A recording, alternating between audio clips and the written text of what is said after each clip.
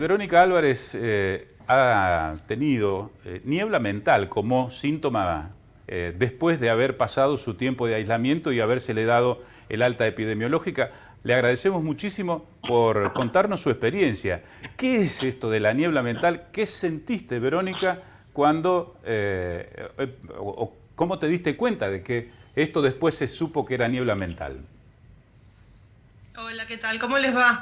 Bien, muy bien. Eh, y es complicado porque en realidad no es tan sencillo de descubrir para uno mismo. En mi caso se dieron cuenta mis familiares que había empezado a tener conductas que no eran habituales, yo no las registraba. Sí me daba cuenta de que me costaba leer y, y que me había vuelto más, ¿cómo explicarte? Yo soy bastante perseguida con la ortografía, me gusta escribir bien y nunca tuve problemas con eso y me costaba escribir algunas palabras o veía palabras que había escrito toda la vida y me parecía que eran muy extrañas, muy exóticas, como si las estuviera viendo por primera vez. Esos fueron como las primeras señales de alerta.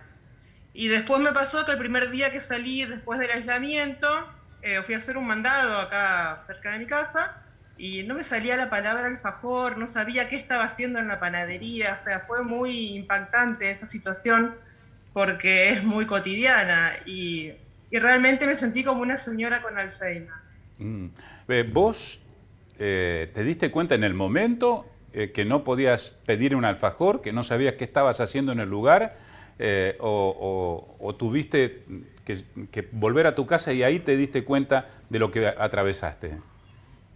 No, en el momento, porque cuando entré en la panadería la señora me preguntó qué estaba haciendo ahí y me angustié porque es como que no sabía qué hacía ahí hasta que pude, hasta que vi un alfajor en realidad, porque lo que no me saliera la palabra.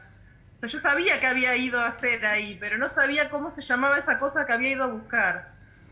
Y Ah, cuando la vi escrita la pude leer y la pude decir.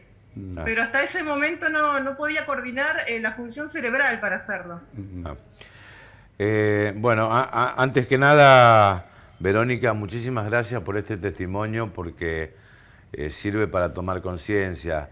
A veces es muy difícil para aquellos que han tenido COVID o que han estado enfermos dar la cara en un medio de comunicación, en este caso en nuestro programa de televisión, por la estigmatización, por un montón de cosas. Así que, antes que nada, agradecerte que te hayas prestado estos minutos con nombre y apellido y con tu rostro mostrar qué es lo que se sufre. Sobre todo, el testimonio vale como una toma de conciencia para aquellos que no se cuidan, ¿no? Pero me imagino que debe ser también muy doloroso en lo personal no tener poder de concentración. Alguien que ha sido toda la vida inteligente, estudiosa, rigurosa en la ortografía, yo perdí ese nivel de concentración. Me imagino que debe haber sido muy doloroso también en lo personal, ¿no? Lo que más te impacta en ese momento es que en realidad no sabes cuánto tiempo va a durar, porque te dicen que son secuelas transitorias, pero mientras lo estás atravesando es eterno. Y en mi caso fueron 2 semanas más o menos de un estadio así más intenso, digamos, después mejoré y ahora estoy casi normal, pasaron 5 meses ya de mi alta, pero mientras lo estás atravesando es muy difícil.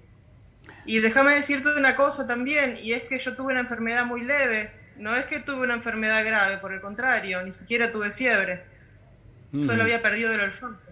ujú. Verónica, ¿y cuando te diste cuenta, cómo supliste eso en lo sucesivo? Vos me decís que te llevó un tiempito hasta ir acomodando, podemos decir, el panorama. ¿Qué hacías para, si salías, acordarte, o eso determinó que te retraigas otra vez en tu casa? No, significó quedarme en casa porque no me animaba a manejar. Dentro de ese combo que implica la niebla, en mi caso también implicó como una lentitud y no tenía reflejos para conducir el vehículo. Entonces me quedé en mi casa, estuve 15 días hasta que tuve las agallas de volver a subirme a un auto y manejar. Mm. Y Y ¿Cuándo te diagnostican niebla mental? Vos me imagino que ante los primeros síntomas habrás hecho una consulta médica. ¿Qué médico fue el que te dice que o descubrió que padecías niebla mental? A mí nunca me dijeron así específicamente niebla mental, eso tengo que aclarártelo. El tema es el siguiente, mi neurólogo es mi tío. Ajá. Y él fue el que me atendió enseguida cuando le expliqué lo que me estaba pasando y el que me llevó a la tranquilidad diciéndome que era una cuestión de tiempo. Pero no fui diagnosticada con ese nombre específicamente. Dice trastorno cognitivo moderado post-COVID, mi certificado. Ahora los médicos de todo el mundo prácticamente están coincidiendo que es uno de los síntomas post-COVID. Digamos, esta falta de concentración, la falta de concentración en la lectura de un libro, en mirar una película, bueno, en fin. Esto tiene, o sea, ¿vos ves que tiene un tratamiento que va evolucionando en tu situación y en la de otros que tal vez conozcas o no, Verónica? En mi caso particular fue tiempo nada más, tiempo y cuidarme, no exponerme a situaciones de estrés innecesarias y bueno, y darle esa capacidad de resiliencia al cuerpo que la necesita después de haber sufrido algo tan así traumático como realmente es el COVID. Aunque uno no lo perciba a simple vista, puede hacer daño en áreas que no ni siquiera identificamos. Lamentablemente es un virus muy, muy exótico. No sabemos cómo se va a tratar.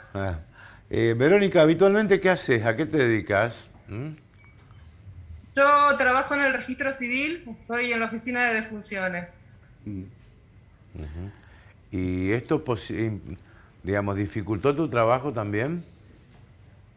El día que me reintegré, yo hago actas de defunción, hice 4 y sentía que había estado hombreando bolsas en el puerto. Claro. Eso determinó que tuviera que tomar otra licencia. Después no, ya volví cuando estaba recuperada, pero sí es cierto que no es lo mismo, supongo, estar en mi función habiendo sido víctima de la enfermedad que alguien que no lo padeciera, porque uno está atento a lo que está pasando. Claro. Y la verdad que eso que ustedes dicen es cierto, no se está viendo un buen panorama futuro. Finalmente, Verónica, normalmente aquellos que tienen problemas respiratorios van a rehabilitación respiratoria. En tu caso, ¿hiciste algún tratamiento específico o solamente fue el tiempo el que te permitió ir recuperando tus capacidades? No, el tiempo y la paciencia de no querer hacer las cosas que siento que no puedo hacer. Nada más que eso. Gracias por tu tiempo y por tu testimonio. No, por favor. Gracias a ustedes por darlo a conocer. Gracias, Verónica, muy amable.